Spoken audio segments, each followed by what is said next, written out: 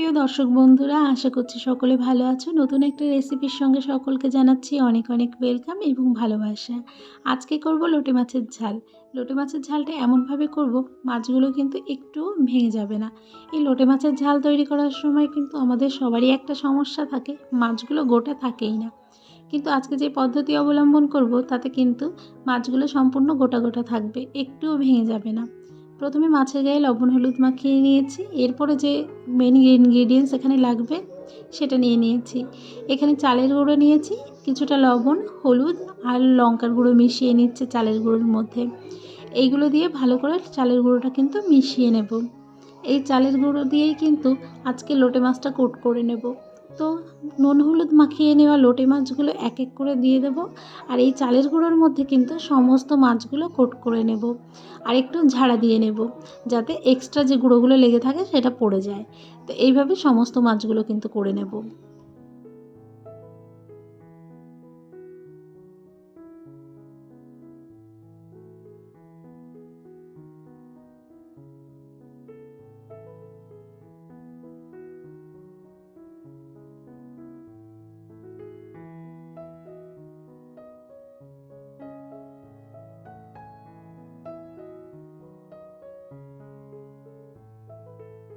তো মাছগুলো কিন্তু এইভাবে কোট করে নিয়েছি। তোমরা যখন লোটে মাছ ফ্রাই করবে তখনও কিন্তু এইভাবে করে নেবে। চালের গুঁড়ো ব্যবহার করলে কী হবে, একটা ক্রাঞ্চি ভাব আসবে।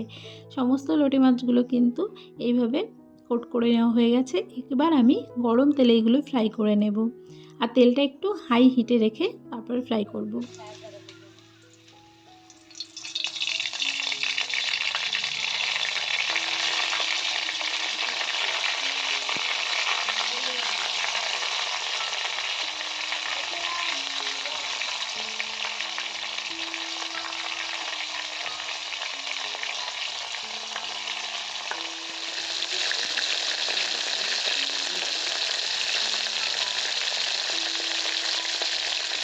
মাছগুলো কিন্তু এক সাইড ভাজা হয়ে গেছে, উল্টে দিলাম। এবার দেখে কিন্তু বুঝতে পারছো লোটে মাছগুলো পুরো গোটা গোটা আছে এবং একটু কিন্তু ভেঙে যায়নি।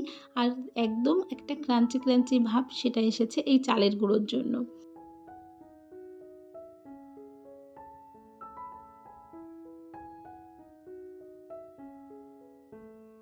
তো এইভাবে সমস্ত মাছগুলো কিন্তু এক এক করে আমি ফ্রাই করে নেব। এই মাছগুলো কিন্তু দেখো কতটা মুচমুচে হয়েছে আর অনেক সুন্দর লাল লাল হয়েছে।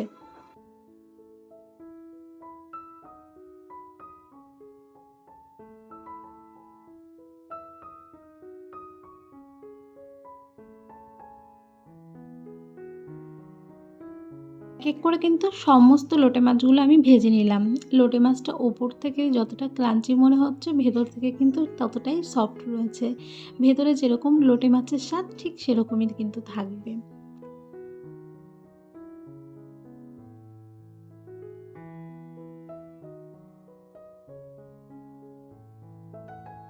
এরপরে কড়াইয়ে সর্ষের তেল দিয়ে তার মধ্যে দিয়েছি গোটা জিরে ফোড়ন আর দিলাম পেঁয়াজ কুচি। এখানে আমি একটা মিস্টেক করেছি, তেজপাতাটা কিন্তু আমি পরে দিয়ে দিয়েছি। তেজপাতাটা কিন্তু তেলের উপরে দিতে হতো। তো তেজপাতা দেওয়ার পরে তারপরে পেঁয়াজটা বেশ খানিকক্ষণ কিন্তু ভেজে নেব। হালকা ব্রাউন ব্রাউন কালার যতক্ষণ না আসছে ততক্ষণ কিন্তু পেঁয়াজটা ভেজে নেব। এবার দিলাম আদা রসুন বাটা, সামান্য একটু জলটা দিয়ে একটু কষিয়ে নেব এবং এর মধ্যে এক এক করে গুঁড়ো মশলাগুলো অ্যাড করব।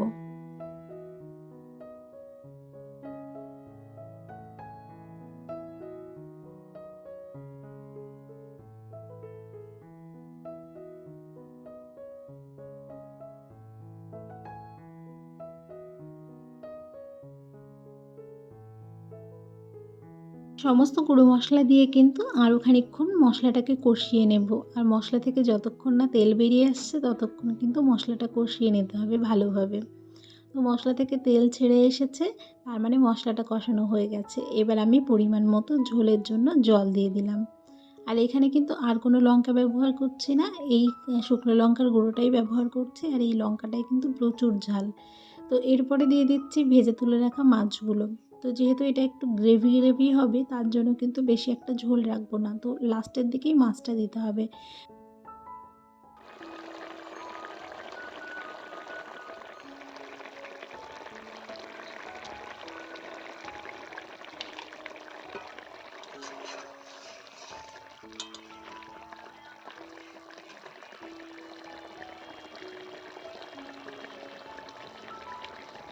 সব শেষে দিয়ে দিলাম গরম মশলা গুঁড়ো, আর এই যে দিচ্ছি বিলাতি ধনেপাতা। তো আমার কাছে এটাই ছিল, তার জন্য এটা 2-1টা পাতা দিয়ে দিলাম। তো এটা দিয়ে আর 1-2 মিনিট মতো রান্না করে নেব। আর যেহেতু এটা একটু ঝাল হচ্ছে, তো একটু গ্রেভি থাকবে, ঝোল হবে না। তো লোটে মাছটা কিন্তু অলমোস্ট রেডি। তো এই দেখো একদম লোটে মাছগুলো কিন্তু ভেঙে যায়নি, পুরো গোটা আছে। তোমরা এইভাবে বাড়িতে অবশ্যই ট্রাই করে দেখবে, সত্যি খুব সুন্দর লাগবে খেতে। তো আজকের এই রেসিপিটা তোমাদের কেমন লেগেছে অবশ্যই কমেন্ট করে জানিয়ে যেও। আর যারা নতুন আছো চ্যানেলটিকে সাবস্ক্রাইব করে দিও। সবাই ভালো থেকো, দেখা হচ্ছে নেক্সট রেসিপিতে।